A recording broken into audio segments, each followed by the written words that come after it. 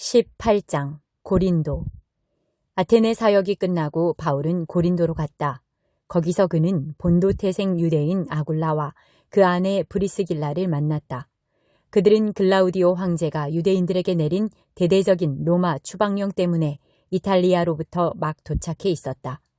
바울은 그들의 집에 묵으면서 그들과 천막 만드는 일을 함께 했다.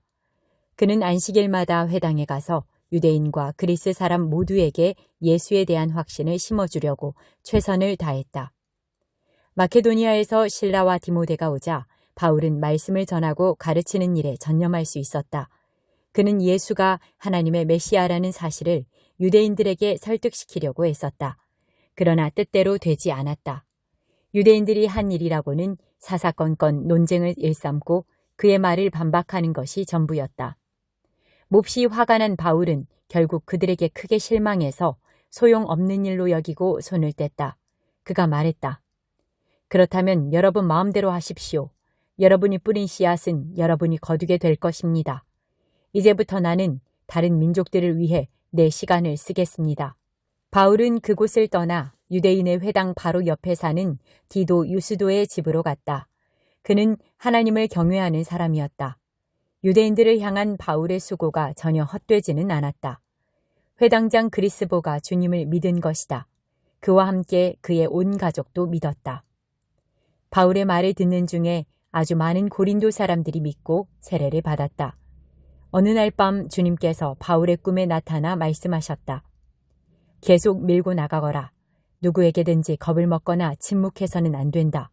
무슨 일이 있어도 내가 너와 함께하니 아무도 너를 해칠 수 없다. 이 도시에 내 편에 서 있는 사람이 얼마나 많은지 너는 모른다. 그 한마디 말로 바울은 끝까지 견딜 수 있었다.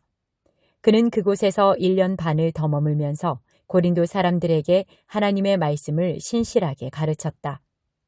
그러나 갈리오가 아가야 총독으로 있을 때 유대인들이 바울에 반대하는 운동을 벌여 그를 법정으로 끌고 가 고발했다. 이 자는 율법에 어긋나는 예배 행위를 하라고 사람들을 현혹하고 있습니다. 바울이 막 자신을 변호하려고 하는데 갈리오가 끼어들어 유대인들에게 말했다. 이것이 범죄 행위와 관련된 문제라면 내가 기꺼이 여러분의 말을 듣겠소. 그러나 내게는 이것이 유대인들이 종교를 두고 벌이는 끝없는 말다툼처럼 들리오. 여러분이 직접 해결하시오. 말도 안 되는 이런 문제로 신경 쓰고 싶지 않소. 그러고 나서 갈리오는 그들을 법정에서 내보냈다. 그러자 거리에 모여있던 무리가 신임 회당장 소스데네에게 달려들어 법정에서도 다 볼 수 있도록 그를 마구 때렸다. 그러나 갈리오는 손가락 하나 까딱하지 않았다. 조금도 개의치 않았던 것이다. 에베소. 바울은 고린도에 조금 더 머물렀다. 그러나 곧 동료들을 떠나야 할 때가 되었다. 그는 작별 인사를 하고 배에 올라 시리아로 향했다. 브리스길라와 아굴라가 그와 함께했다. 항구 도시 겐그레아에서 바울은 배에 오르기 전에 자신이 서원한 대로 머리를 깎았다. 일행이 에베소에 도착했다.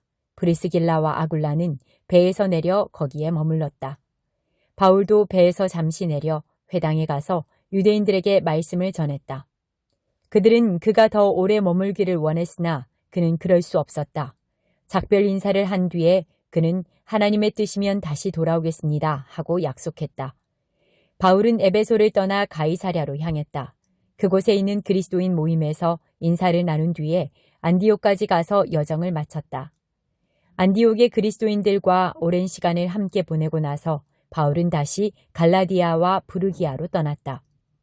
그는 전에 자신이 왔던 길을 되돌아가면서 각 성을 차례로 다니며 제자들에게 새로운 마음을 심어주었다. 아볼로라는 사람이 에베소에 왔다. 그는 이집트 알렉산드리아 태생의 유대인이었는데 유창한 말로 성경 말씀을 힘있게 전하는 탁월한 웅변가였다. 그는 주님의 도를 잘 교육받았고 열정으로 불타오르는 사람이었다.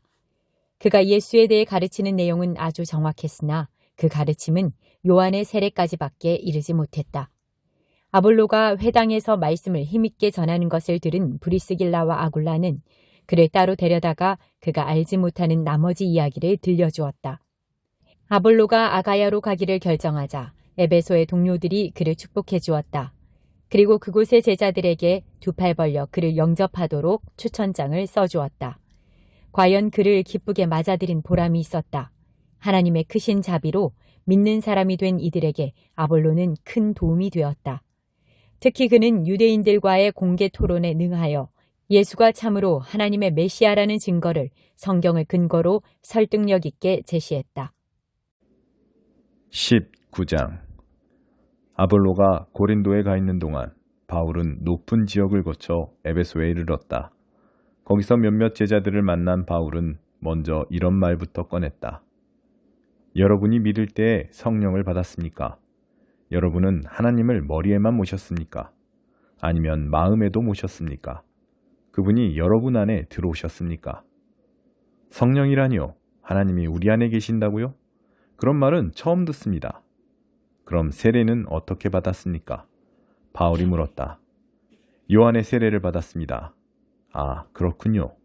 바울이 말했다. 요한은 자기 뒤에 오실 분을 받아들이도록 사람들을 준비시키기 위해 세례를 베풀었습니다. 그 세례는 과거와는 전혀 다른 삶을 살라는 요청이었습니다. 뒤에 오실 분은 바로 예수이셨습니다. 여러분이 요한의 세례를 받았다면 이제 진짜 세례인 예수를 맞을 준비가 된 것입니다. 그들은 참으로 준비되어 있었다. 그 말을 듣자마자 그들은 주 예수의 이름으로 세례를 받았다. 바울이 그들의 머리에 손을 얹자 성령께서 그들 안으로 들어오셨다. 그때부터 그들은 방언으로 하나님을 찬송하고 하나님께서 하신 일들을 이야기했다. 그날 거기 있던 사람들은 모두 12명 정도였다. 그 후 바울은 곧바로 회당으로 갔다. 그는 석 달 동안 자유로이 회당에 드나들며 최선을 다해 하나님 나라의 일을 생생하고 설득력 있게 제시했다. 그러나 그때 그들 가운데 일부가 그리스도인의 생활 방식에 대해 악한 소문을 퍼뜨리는 바람에 회중 사이에 저항이 생기기 시작했다. 바울은 제자들을 데리고 그곳을 떠나 두란노 학교를 열고 날마다 거기서 강론했다. 바울은 제자들을 데리고 그곳을 떠나 두란노 학교를 열고 날마다 거기서 강론했다. 그는 2년 동안 그 일을 하면서 아시아에 있는 모든 사람, 유대인뿐 아니라 그리스 사람들까지 주의 메시지를 들을 수 있도록 충분한 기회를 주었다. 난데없이 나타난 마술사들. 하나님께서 바울을 통해 강력하고도 비상한 일들을 행하셨다. 그 소문이 퍼지자 사람들은 바울의 살에 닿았던 옷까지 곧 손수건과 목도리 같은 것을 가져다가 병자들에게 대기 시작했다. 그것을 대기만 해도 병자들이 깨끗이 나았다. 귀신을 축출하며 떠돌아다니는 몇몇 유대인들이 마침 시내에 와 있었다. 그들은 그 모든 일이 바울의 술수련이 생각하고 그 일을 자기들도 한번 해보았다. 그들은 악한 귀신의 피해를 입은 사람들에게 주 예수의 이름을 대면서 말했다. 내가 바울이 전하는 예수로 너희에게 명한다. 유대인 대제사장인 스게와의 7 아들도 어떤 사람에게 그렇게 하려고 하자 악한 귀신들이 이렇게 대받았다. 내가 예수도 알고 바울도 들어보았지만 너희는 누구냐? 그때 귀신 들린 자가 포악해지더니 그들에게 뛰어올라 그들을 마구 때리고 옷을 찢었다.